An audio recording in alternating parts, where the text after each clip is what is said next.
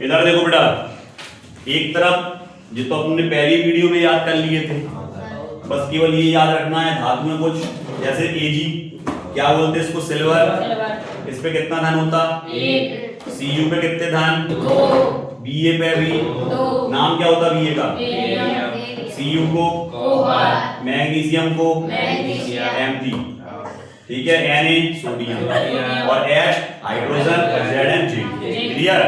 अब बात करते हैं अपन अपक्रिया अगर नाम की अवस्था में आ गई तो उसको सूत्र में कैसे समीकरण को लिखेंगे, समीकरण को सूत्र की अवस्था में कैसे लिखेंगे। इधर देखो, या प्रतीक चिन्ह से कैसे दर्शाएंगे। इधर देखो, जैसे हमने यहां लिखा जिंक, ऐसे आ गई जिंक प्रश्न, प्रश्न नंबर 1, जिंक प्लस सल्फ्यूरिक अम्ल, जिंक प्लस सल्फ्यूरिक अम्ल, तीर का निशान zinc sulphate, zinc sulphate plus hydrogen, ये आता है। वो कह रहा है समीकरण को पहले सूत्र के रूप में लिखो, फिर समीकरण को संतुलित भी करो। क्या करो, पहले लिखो और फिर संतुलित भी करो। आगे बढ़ना है, दोनों काम करने हैं। तो सबसे पहले जिंक का सूत्र क्या होता, ठीक है, प्लस सल्फ्यूरिक अम्ल का क्या होता,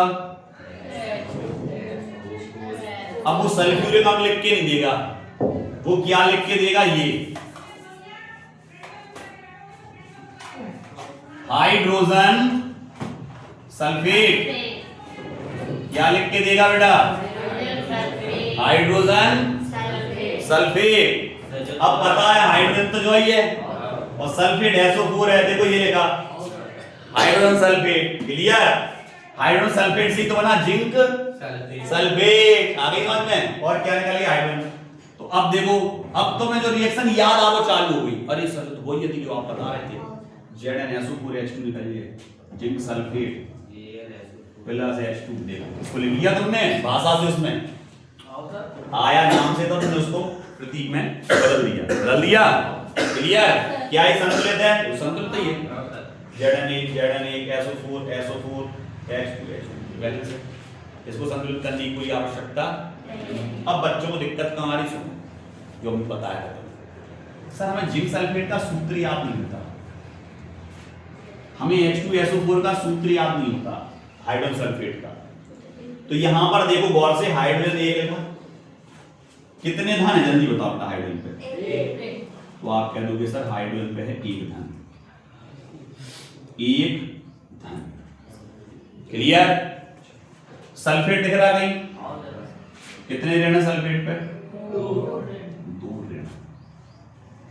हाइड्रोजन पे एक धन, सल्फेट पे। क्लियर। अब हमें इससे मतलब नहीं है धन से और ऋण से, हमें केवल इनकी संख्या से मतलब। किससे मतलब, केवल संख्या से। एक है, एक का किसी भी संख्या में गुणा होगा वही की वही संख्या रहेगी। SO4 का SO4 एक का गुणा होगा तो हो जाएगा, लेकिन अगर इसके नीचे 2 का गुणा होगा तो ये हो जाएगा H2, बन गया हाइड्रोजन सल्फेट। जाकर गुणा करना है, जाको जाना क्रिस क्रॉस मेथड बोलते हैं इसको। क्लियर। आ गया समझ में। इस तरह से हम क्या बनाते हैं, अब हमें काय का सूत्र बनाना है, जिंक सल्फेट का। तो जिंक सल्फेट के लिए हम क्या लेंगे, Zn पे कितने धन होते हैं देखा, कितने धन होते बेटा, 2। और SO4 पे कितने ऋण होते, 2। अगर बराबर है तो काट देते हैं, नहीं पढ़ा लिखा बराबर ZnSO4। तो इनसे हम क्या सीखते हैं, सूत्र बनाते। अब ये समझ में आया ऋण धन का महत्व, क्योंकि वो याद नहीं होगा कितने धन है कितने ऋण है, तो कैसे गुणा करोगे, त्रियक गुणा, कैंची गुणा। आगे समझ में, धन और ऋण से मतलब नहीं है, केवल संख्या से मतलब है। उसकी संख्या उसके नीचे लिख दो, उसकी संख्या। अब दिक्कत कहां आती है समझो सर, जैसे मान लो Zn पे थे 2 धन और NO3 पे है सर 1 ऋण, ठीक है, तो एक तो यहां आ जाएगा, तो ये Zn का Zn हो गया, लेकिन सर जब ये 2 नीचे आएगा तो क्या ऐसे लिखना है 32?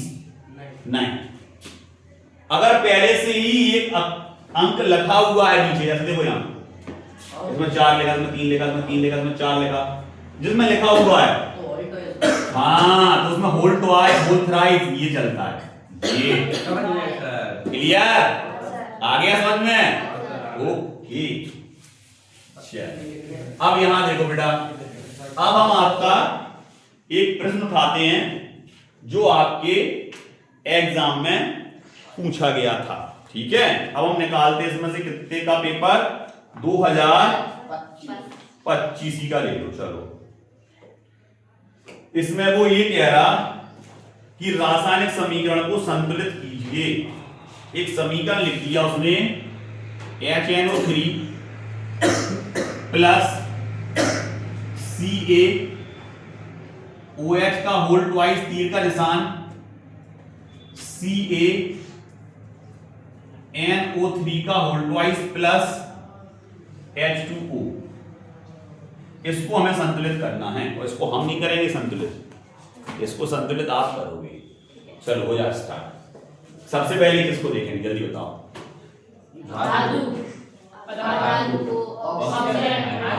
चलो धातु देखो जल्दी, बराबर। अधातु पे आ जाओ, काई भी देखो, हाइड्रोजन ऑक्सीजन तो भूल ही जाओ। पहला धातु कितना है, 1। ये कंफ्यूज तो ये हो रहा है यहाँ ऐसे कर दे, ठीक है, यहीं तक है ये। N1, N कितने, 2, N2 हो गए। अब ऑक्सीजन में 3 दूनी 6 और 2 है ना जी, 3 दूनी 6 और 2, 3 दूनी 6 और 1 हो गया। 2 कर रहा है, 3 दूनी 6 तो 8 हैं। H2 अकेला तो 2 लगा लो, बैलेंस कर दो।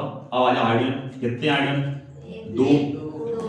एक काय के 2 नहीं लगाओगे, इतने भी कितने हैं, 2 और 2, 2 दूनी 6। क्लियर, 2 दूनी 4 हो गया बैलेंस। आ गया समीकरण संतुलित करना। अगला लिखें, एक और लिखें कि नहीं लिखें? अब तुम इन लोग बता, नहीं लिखें कि एक और लिख के करवा दें समीकरण संतुलित?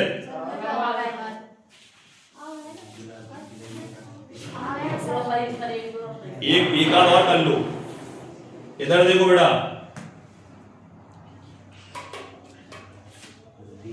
NaOH प्लस H2SO4, तीर का निशान, Na2SO4 प्लस H2O।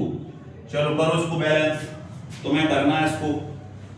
चलो हो जाए स्टार्ट। सबसे पहले धातु Na1, Na2 लगा दो, 2 Na2 ओके। सल्फर देखो 1, सल्फर 1 ओके। ऑक्सीजन पे आ जाओ, 4 आने कुछ नहीं लगा, 4 केवल बस, और 2 J, 4 और 2 6, 4 J और 5 लगाओ 2, 6। क्लियर? हाइड्रोजन में 2 दूनी 4, 2 J हैं और 2 J हैं, 4 बैलेंस। क्लियर? और बाकी 3 रिएक्शन तो ऐसी आई थी जो ऑलरेडी बैलेंस में थी, उन समीकरणों को संतुलित करने की जरूरत नहीं थी। अगर कोई बच्चा वो प्रश्न ही को प्रश्न उत्तर में उतारे आओ तो बाकी 3 सही हो गई। लेकिन क्या वो सोच सकता था कि ये प्रश्न उतारने पर हमें नंबर मिल जाएंगे? समझ रहे कि नहीं? क्या उनको सही लग रहा था? ऐसा थोड़ी हो, ये उत्तर ही दे देना चाहिए। जो ने आप ने वही तो ये उतारे हैं, मिल गया नंबर। समझ रहे? अब आ गया रासायनिक समीकरण को संतुलित कर लोगे आप। आपके में ज्यादा टिपिकल नहीं आते, छोटे छोटे से आते हैं, सरल, उनको कर लोगे आप। और ये सूत्र बनाना सीख लिया? चलो, अगर आपने ये सीख लिया तो इनको आप अपनी कॉपी पे, पहले से आपके पास नोट है, और जो लोग वीडियो देख रहे हैं वो नोट कर लेंगे। और अभी हम देखो इसमें अभी हम आपको अब रासायनिक समीकरण लिखेंगे तो उनके सूत्र उनके नीचे आपको लिखना पड़ेगा। ठीक है, हम हिंदी में लिखेंगे, सूत्र आप लिखोगे। प्लस भी लिखना है सर, यदि प्लस